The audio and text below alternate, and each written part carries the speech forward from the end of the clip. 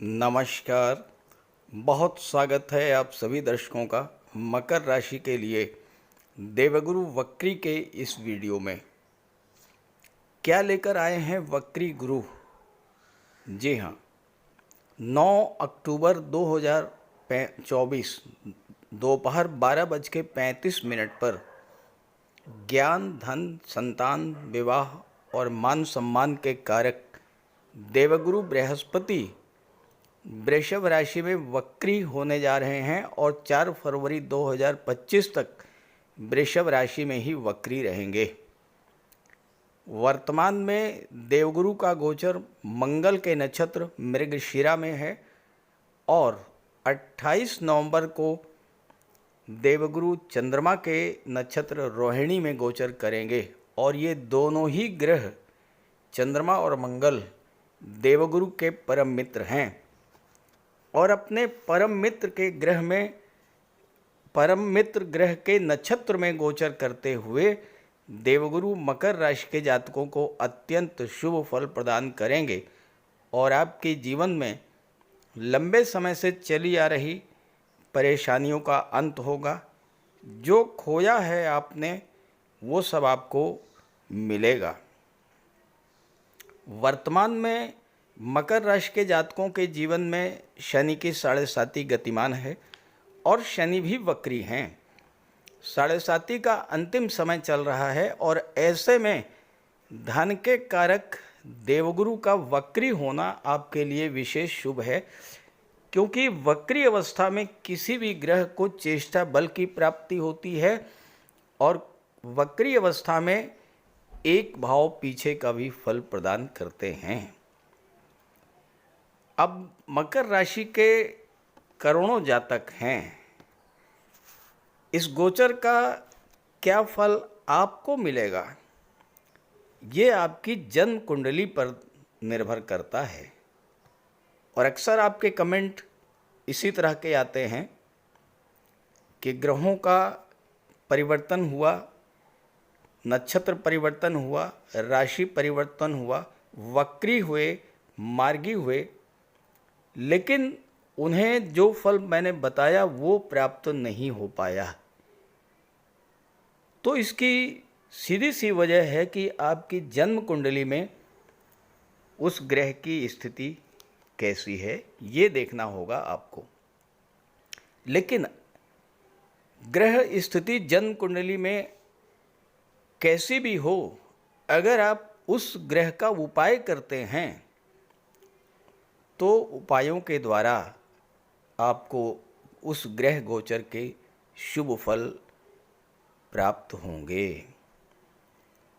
तो आइए बात करते हैं कि मकर राशि के जातकों को वक्री गुरु इन 120 दिनों में क्या देने जा रहे हैं, क्या लेकर आए हैं मकर राशि के जातकों के लिए। ये विश्लेषण आपकी चंद्र राशि के आधार पर किया जा रहा है। तो ये है मकर राशि के जातकों की कुंडली। आपके राशि के स्वामी शनिदेव हैं और शनिदेव का गोचर धन के भाव में है। शनि वक्री हैं तो एक भाव पीछे यानी लग्न के भाव का भी फल आपको दे रहे हैं इस समय। मकर राशि के जातकों के जीवन में 7.5 का अंतिम चरण गतिमान है और अंतिम चरण में शनिदेव जाते जाते आपको बहुत कुछ दे करके जाते हैं और उसी के अनुरूप गोचर में ग्रहों का गोचर भी होता है। देखिए, शनि वक्री हैं और देवगुरु भी वक्री हैं, तो वक्री अवस्था में देवगुरु एक भाव पीछे का यानी चौथे भाव का भी फल देंगे।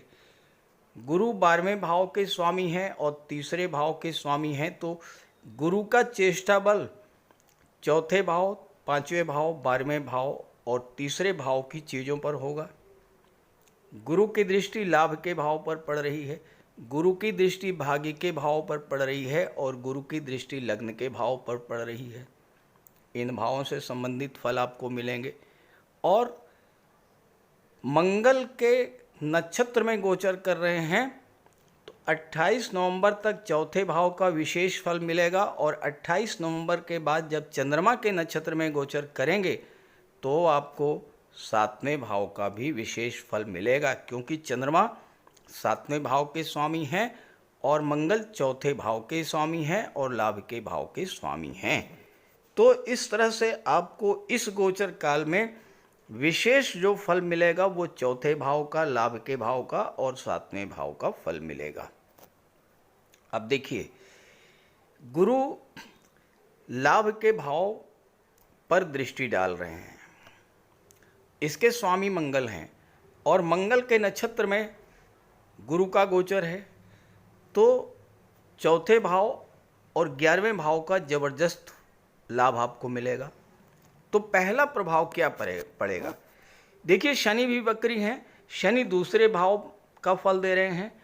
इस समय जो सबसे पहला प्रभाव पड़ेगा गुरु के वक्री होने का, शनि के वक्री होने का, वो ये होगा कि आपके जो फालतू के खर्चे बढ़े हुए थे, स्वास्थ्य खराब चल रहा था, उस पर आपका कोई खर्च बढ़ा हुआ था, आपने कोई लोन ले रखा था और उसकी ईएमआई पर आपका खर्च बढ़ा हुआ था, कोई कोर्ट कचहरी का मैटर था, उससे आपको समस्या हो रही थी, आपका धन नष्ट हो रहा था।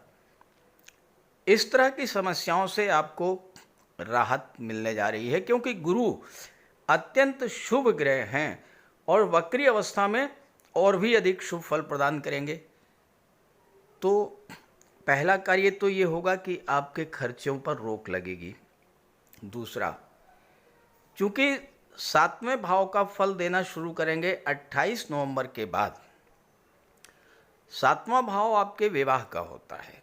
मकर राशि शनि की राशि है और शनि की राशि होने के कारण मकर राशि के जातकों के विवाह में देरी होती है, भाग्योन्नति में देरी होती है। मकर राशि के जातकों के वो जातक जो विवाह के लिए इच्छुक थे लेकिन उनका विवाह तय नहीं हो पा रहा था, गुरु के वक्री होने के बाद उनके विवाह के मार्ग की जो बाधाएं दूर थीं वो दूर होंगी और विवाह तय होगा। दूसरी बात, आपके कार्य बनते बनते बिगड़ जा रहे थे या कार्यों को गति नहीं मिल रही थी, कार्य तेजी से नहीं बढ़ पा रहे थे, गुरु की दृष्टि भाग्य के भाव पर पड़ेगी। गुरु भाग्य के कारक होते हैं। जब भाग्य का साथ मिलना शुरू होगा, भाग्य भाव जब जागृत होगा तो कार्य बनने लगेंगे, कार्यों को गति मिलेगी, रुके हुए काम पूरे होंगे, अधूरे काम आपके पूरे होंगे, तो आपकी इनकम बढ़ेगी। और चूंकि खर्च जब कम हो जाएंगे तो आपकी बचत बढ़ेगी, आपका निवेश बढ़ेगा, extra source of income generate होंगे। इस समय एक से अधिक साधनों से आपको धन की प्राप्ति होगी। ध्यान दीजिएगा, ज्योतिष शास्त्र का एक सिद्धांत है कि अगर गुरु और मंगल का संबंध बनता है तो एक से अधिक साधनों से आय होती है। तो यहाँ पर लाभ के भाव के स्वामी मंगल, मंगल के नक्षत्र में गुरु का गोचर, गुरु की दृष्टि लाभ के भाव पर, तो सोर्स ऑफ इनकम बढ़ेंगे। सातवें भाव का फल देंगे जब देवगुरु और विदेश भाव के स्वामी हैं, तो व्यापार व्यवसाय में जो गतिरोध बना हुआ था, व्यापार में जो मंदी की स्थिति बनी हुई थी, वह समाप्त होगी। साढ़े साती के कारण हो सकता है कि व्यापार व्यवसाय में आपको किसी तरह का धोखा मिला हो, क्योंकि सातवां भाव पार्टनरशिप का होता है, आपके साथ धोखाधड़ी हुई हो, धनहानि हुई हो, इन समस्याओं से राहत मिलेगी। अच्छे पार्टनर आपको मिलेंगे और आप इस समय इस गोचर काल में, चूंकि गुरु आपके कुंडली में 12वें भाव के स्वामी हैं, अगर आप विदेशों से व्यापार बढ़ाएंगे तो ज़्यादा लाभ मिलेगा। अब विदेश का मतलब ये नहीं है कि अमेरिका, ब्रिटेन, कनाडा, विदेश का मतलब मातृभूमि से दूर हट करके, क्योंकि तीसरे भाव के भी स्वामी हैं देवगुरु। तीसरा भाव क्या होता है? संचार माध्यमों का। तो तीसरे और 12वें का संबंध बन रहा है। तो अगर आप ऑनलाइन प्लेटफॉर्म से, संचार माध्यमों के द्वारा विदेशों से जुड़ते हैं तो व्यापार में आपको जबरदस्त लाभ इस समय मिलेगा। मकर राशि शनि की राशि है। शनि भवन, भूमि, निर्माण, वाहन इन सब के कारक होते हैं। मकर राशि के वो जातक जो रियल एस्टेट से जुड़े हुए हैं, शनि की दृष्टि अष्टम पर पड़ रही है। शनि रियल एस्टेट को शो करते हैं। जो जातक रियल एस्टेट से जुड़े हैं, बिल्डर हैं, आर्किटेक्ट हैं, प्लाटिंग का कार्य करते हैं, उनके कार्य व्यवसाय में किसी तरह की जो मंदी की स्थिति बनी हुई थी, जो गतिरोध आया हुआ था, जो कार्य उनके आगे नहीं बढ़ पा रहे थे, आपने बिल्डिंग बना दिया, कॉलोनी बना दिया, सेल आउट नहीं हो रही थी, तो इस तरह की जो समस्याएं थी वो आपकी समाप्त होंगी। आपका कार्य व्यवसाय आगे बढ़ेगा। जो लोग केमिकल प्रोडक्ट, मेडिसिन्स, ट्रांसपोर्ट या ऑयल, डीजल, गैस इन सब क्षेत्रों से जुड़े हुए थे, उन जातकों को भी लाभ इस समय मिलेगा। जो सबसे बड़ा लाभ मिलेगा 28 नवंबर तक, जब मंगल की राशि में गुरु गोचर करेंगे और चौथे भाव का भी फल देंगे, तो भूमि भवन सपने आपके पूरे होंगे। चूँकि शनि की दृष्टि भी पड़ेगी और शनि वक्री हैं, तो चौथे भाव के आपको शुभ फल मिलेंगे। तो प्रॉपर्टी को लेकर किसी तरह का कोई विवाद आपके घर में चल रहा था, घर का माहौल ख़राब हो रहा था, तो गुरु के प्रभाव से, गुरु ज्ञान के कारक हैं, आपका ज्ञान, बुद्धि, विवेक जागृत होगा, मन आपका शांत होगा, तो आप समस्या की तह तक जाएंगे और समस्या का समाधान इस समय आपको मिलेगा। गुरु पंचम भाव में बैठे हुए हैं। पंचम भाव संतान का होता है। मकर राशि के वो जातक जो नवविवाहित हैं, संतान के इच्छुक हैं, लेकिन संतान की प्राप्ति नहीं हो रही थी, ये वो समय है जब आपको संतान का सुख प्राप्त होगा। क्योंकि चौथे भाव का फल देंगे, चौथा भाव सुख का भाव होता है, तो संतान का सुख आपको प्राप्त होगा। आपके बच्चे बड़े हैं और वो कोई रोज़गार तलाश कर रहे हैं, कोई नौकरी की तलाश में है, तो बच्चों की तरफ से आपको एक अच्छी खबर सुनने को मिलेगी।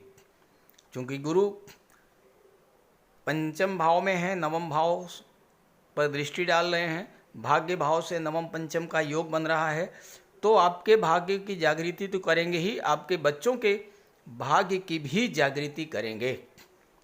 इस समय एक और महत्वपूर्ण बात मैं आपको बता दूं कि जब 28 नवंबर के बाद गुरु 7वें भाव का फल देना शुरू करेंगे और उस दौरान आपका विवाह होता है, तो विवाह के बाद आपकी भाग्योन्नति होगी। 7वें का फल दे रहे हैं, भाग्य पर दृष्टि है, तो 7वां भाव विवाह का होता है, तो विवाह के बाद भाग्योन्नति होगी, धन लाभ होगा, आर्थिक स्थिति में आपकी सुधार आएगा। चूंकि 7वां भाव जो है, इसमें अत्यंत शुभ ग्रह इसके स्वामी हैं, अत्यंत शुभ ग्रह का इस पर प्रभाव पड़ेगा, तो 7वें भाव से संबंधित चीज़ों का आपको जबरदस्त लाभ मिलेगा। शनि के कारण आपके परिवार के साथ संबंध खराब हुए थे, आपके मित्रों के साथ रिलेशंस खराब हुए थे, आपके सोशल सर्किल से दूरी बनी थी, वो सारी समस्याएं गुरु के इस गोचर में समाप्त होने जा रही हैं। आप किसी क्रिएटिव फील्ड से जुड़े हैं, किसी शिक्षा के क्षेत्र से जुड़े हुए हैं और आपको आपके क्रिएटिविटी का लाभ नहीं मिल पा रहा था, अब आपको वो लाभ मिलेगा। आपको मान सम्मान की प्राप्ति होगी, लोग आपकी पहचान करेंगे, आपका नाम बढ़ेगा, यश की प्राप्ति होगी, धन की प्राप्ति होगी। धन के कारक गुरु जब वक्री होकर के पंचम में गोचर करेंगे, तो जो जातक शेयर मार्केट, स्टॉक मार्केट से जुड़े हुए हैं, ऑनलाइन गेमिंग करते हैं, ऐसे जातकों के लिए भी ये समय बहुत ज़बरदस्त लाभ देने का होगा। शेयर मार्केट में अगर आपको नुकसान हुआ था, उस नुकसान की इस समय भरपाई होगी।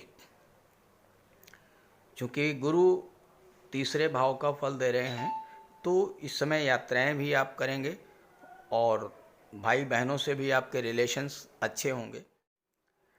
कुल मिलाकर के गुरु का वक्री होना, शनि का वक्री होना आपके जीवन में चल रही समस्याओं का अंत करने वाला होगा। एक नए जीवन की शुरुआत होगी, जीवन में खुशियाँ लौटेंगी। बस दो चीज़ों का ध्यान रखना है। एक तो ये कि दो दो ग्रह आपकी कुंडली में वक्री हैं, तो एकदम से कोई परिवर्तन मत कीजिएगा। नौकरी बदलनी है, व्यापार को बदलना है, तो जब तक ग्रह वक्री हैं तब तक ऐसा मत कीजिएगा, क्योंकि वक्री ग्रह ये चाहते हैं कि जो चल रहा है उसमें आप सुधार करें, उसको और बेहतर से बेहतर बनाएं, ना कि कोई परिवर्तन करें।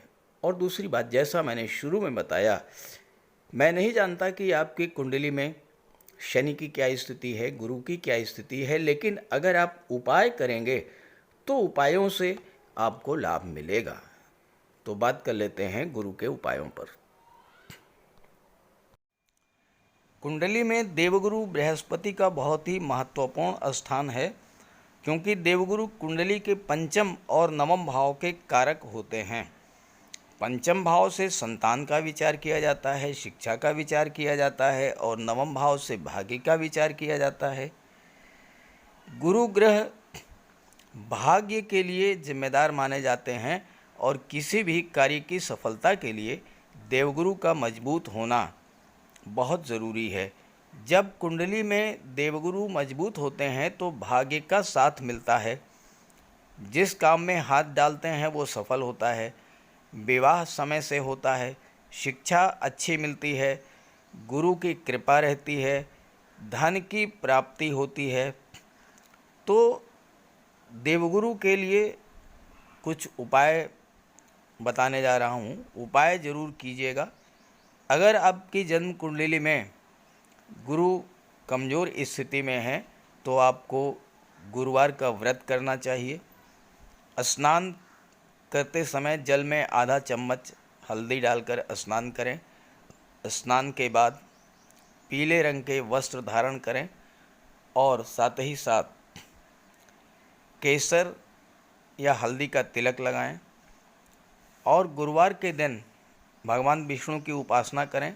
घर में केले का एक वृक्ष लगा लें, उसकी पूजा करें, उसकी सेवा करें।